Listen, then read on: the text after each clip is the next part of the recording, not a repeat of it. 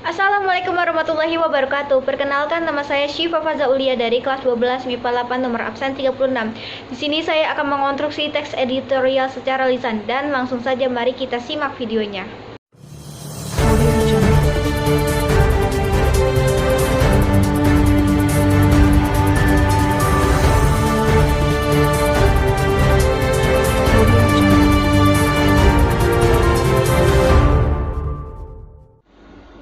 Kabar duka seorang relawan yang meninggal dunia akibat proses uji klinis vaksin COVID-19 menghentak dunia.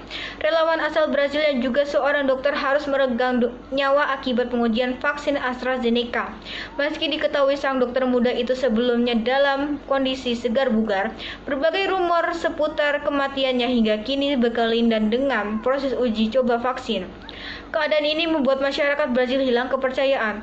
Terlebih belum ada pernyataan resmi dari pihak AstraZeneca dalam mengklarifikasi kejadian ini, meski ada informasi uji coba vaksin tetap akan diteruskan setelah penilaian dari tim independen tuntas.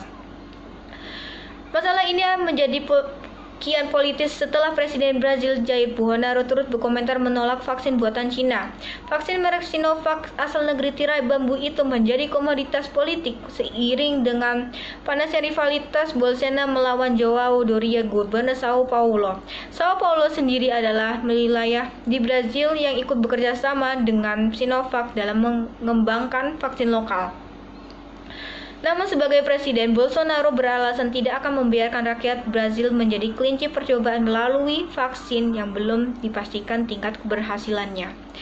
Harus diakui bahwa pandemi COVID-19 nyaris menghentikan seluruh aktivitas manusia di muka bumi.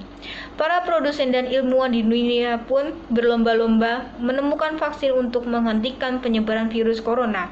Menyikapi hal tersebut, pemerintah Indonesia juga tengah berjuang untuk mendapatkan vaksin COVID-19. Pertama, pemerintah melakukan upaya mandiri untuk membuat vaksin lokal. Dan yang kedua, menempuh cara pembelian vaksin dari negara yang dianggap sudah bisa memproduksi vaksin.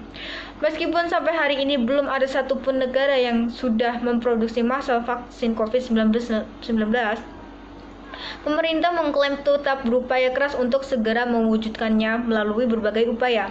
Belum lama ini pemerintah menjalin kerjasama vaksin dengan China serta Uni Emirat Arab untuk mengembangkan vaksin Sinovac, CanSino, dan Simin 42.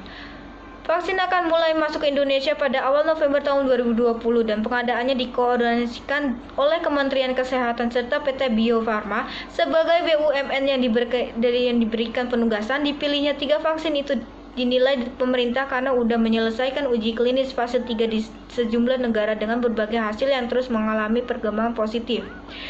Pemerintah pun telah menyiapkan tim finalisasi pembelian vaksin yang terdiri atas sejumlah instansi seperti Kementerian Kesehatan, Kementerian BUMN, Kementerian Maritim dan Investasi, Kementerian Agama, Majelis Ulama Indonesia, dan Badan POM.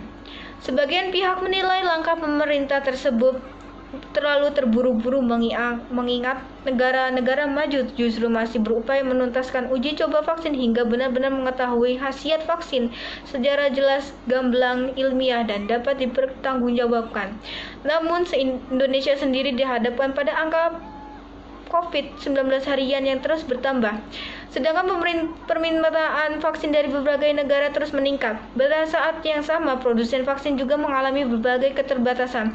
Harian ini menilai bahwa vaksin COVID-19 yang akan diedarkan di Indonesia harus dipastikan aman, kompetitif, halal, dan dapat dipertanggungjawabkan. Negara ini memang sangat butuh vaksin, tetapi vaksin yang saat ini dikembangkan belum terbukti imunogenitasnya untuk seluruh anak bangsa.